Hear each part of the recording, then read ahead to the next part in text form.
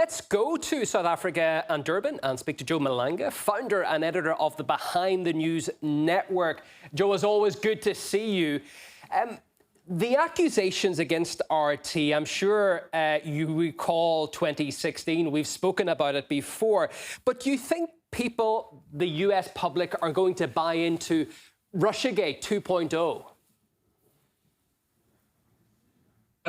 I think it was easier then for people to believe what the American government was doing in terms of trying to push RT off the road. But now people, because of the technology that they bring to the table themselves, people have found that majority of the things that they would be told about RT is bringing an alternative view. It's bringing things that are not comfortable in sharing out there to the public. But we must also remember that majority of American media are influenced by either Democrats or Republicans. So it's a two-way kind of news system. Then here comes RT, shoot straight in the hip, discussing things, putting things out there as they are. For them, it's either left or right. So there's no in between. So all these things that they're trying to come up with now, trying to silence RT, that they want to make sure that the news coverage, the world must not know exactly what is happening in America. The meddling, all these kinds of things that they're coming up with, it's because their systems are not flexible enough. Either you are Republican or Democrat, you see the Fox News, you see the CNN, all that they do is to push their own agenda. But if somebody is coming with an alternative, it becomes a problem. Elon Musk did say that they put pressure on him to silence certain things and allow certain things to be said. So not so long ago, Mark Zuckerberg was also complaining that the censorship in the United States of America, it's shocking. And this is the same country that goes around and said, no, they're championing democracy, they this and that. It's all non-existent there. The other contributor from RT, the former Scott, they went and embarrassed him in front of everyone simply because he's got ties with RT, you know. So they want to silence everything but the big thing, it's got to do with Russia.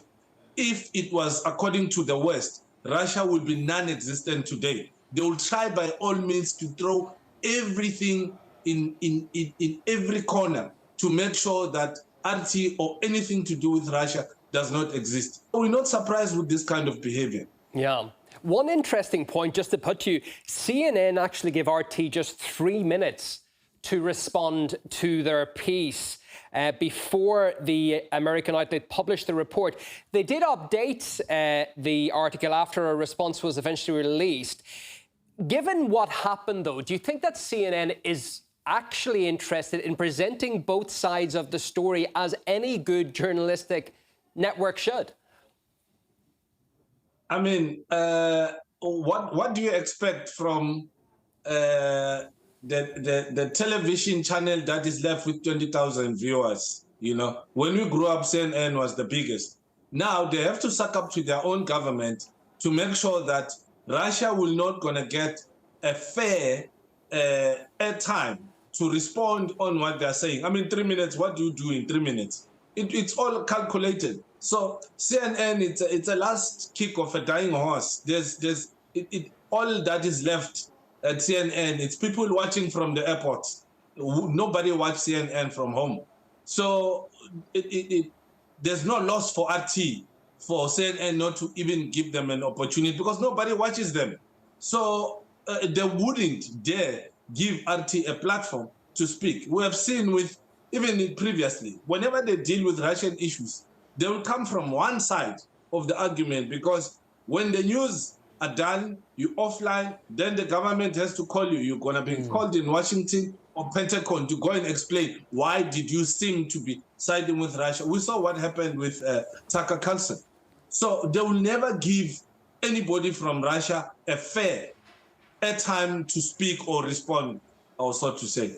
It's interesting as well. The Kamala Harris honeymoon period seems to be over now after the momentum perhaps she got after taking over from Joe Biden. And now we've got this, Joe, 2 months out from the US presidential election.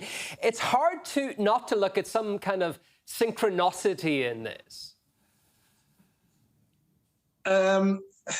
Very predictable behavior from Americans, because now there was a big hype that Kamala will be taking over from Joe, as if there's no opposition, you know. And because of the lies that were told before that Russia influenced the elections for Trump to win, and later on it was discovered that it was all a lie, these guys don't get tired. They're coming back again to create a different story. So when it comes to the Democratic Party, they never get tired. They're not even shy to create lies, to create anything. Why? Because they know the Americans are people that they've dumbed down for the longest time.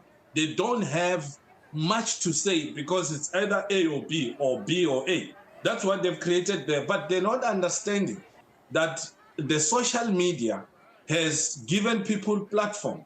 RT has given people platform to see things from a different view. So now you will, once Kamala Harris start to drop, automatically Trump will pick up. And that's when, again, they will come back and say, oh, no, Russia is getting involved. But guess who's getting involved with all elections around the world is them. Now they don't even have enough military personnel to safeguard their own borders. Gangsters are playing around in the U.S. because their own soldiers are everywhere in the world going around and causing chaos. So all the lies and all the nonsense that they will say that RT is trying to influence, they are trying to give excuses beforehand to say, oh no, Kamala did not win because the Russians were involved or because the Chinese were involved. They will never take responsibility for anything. This is the most embarrassing nation ever, especially the Democrats. Very embarrassing people. They're not even shy. They will promote anything and everything at any given time, at everyone's expense except for them. So what you're seeing now with Americans, this is what they know. They have nothing else to fall back on rather than going around and accuse everyone of this. It was expected. Yeah.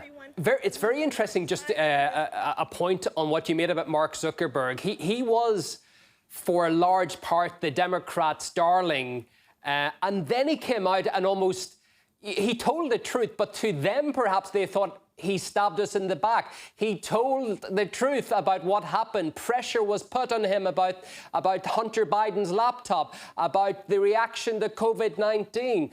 So I put to you, Joe, that perhaps the US Justice Department should perhaps look closer to home to point out those meddling in the US election.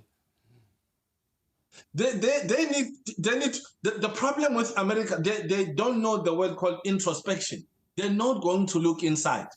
As for Mark Zuckerberg, at some point, he was a gatekeeper for them, for their information. But because he said things that he should not have said, especially when it comes to against the Democratic Party.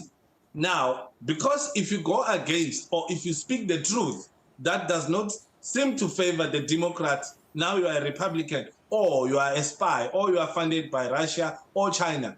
So they don't. Joe, sorry to interrupt, but Joe, are you just finally, are your colleagues afraid about speaking about the reaction that you mightn't be able to travel to the US or whatever? Has this made an impact on you at all?